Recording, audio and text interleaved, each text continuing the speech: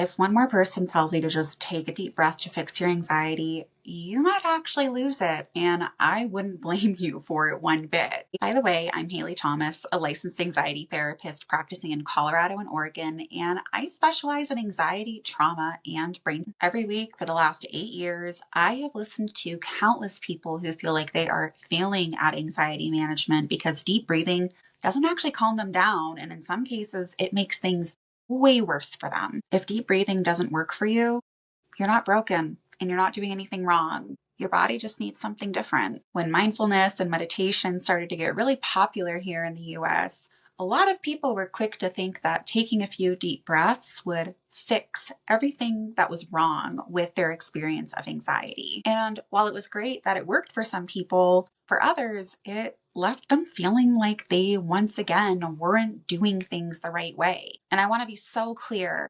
I love breath work. I think it's great and it works really well in the right situations, but it is not the first line of defense for a lot of people. And that's because anxiety isn't just a breathing problem. It's a nervous system problem. Here's why deep breathing might not work for you if you're really anxious. First off, your survival system is not primed and ready to trust that taking a deep breath is going to make you feel better. And that's because when you're in fight or flight or even freeze, taking a slow, deep breath can actually feel really threatening. Your body's basically saying, hold on, why are we trying to relax? We are literally being hunted by endless email notifications and text group chat threads and every single ping that your phone could possibly make. The other reason why taking a deep breath might not work so well for you is that if you have a trauma history, or you have the experience of being chronically stressed, you have a different baseline where you may be used to being on high alert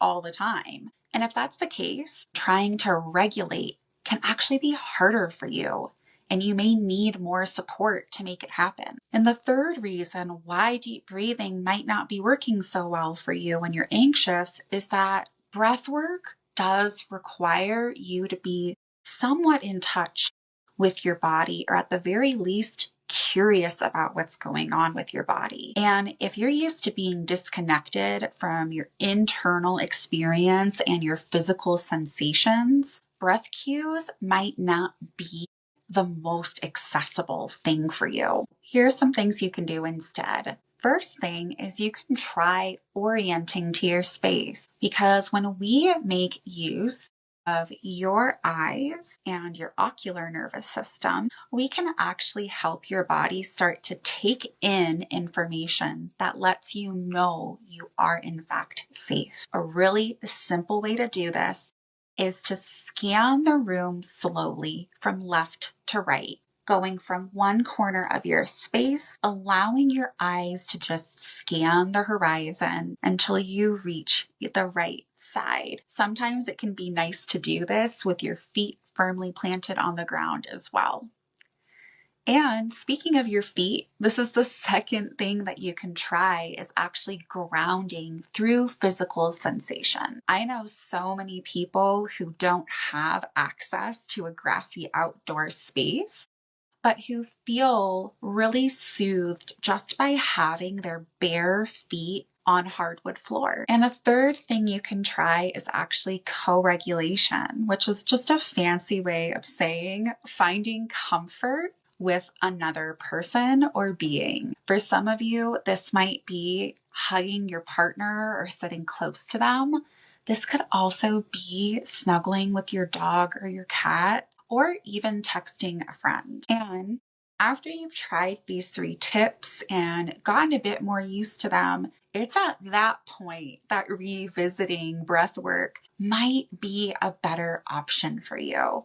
Because like I said in the beginning, breathwork isn't bad. It's just not step 1 for every single person struggling with anxiety. But if deep breathing hasn't been working for you, it doesn't mean that you're bad at coping. It just means that you need different tools that match how your nervous system is working right now. And in case you're new here, this is a brand new YouTube channel, and you can expect me to be showing up here a couple times a month. I'd encourage you to subscribe if you want more anxiety tips that aren't just based in breathing and going for walks out in nature. And if you're in Colorado or Oregon and want support that goes a little bit deeper than some generic kind of coping skills, I offer weekly therapy and brain spotting intensives, which you can learn more about at the links below.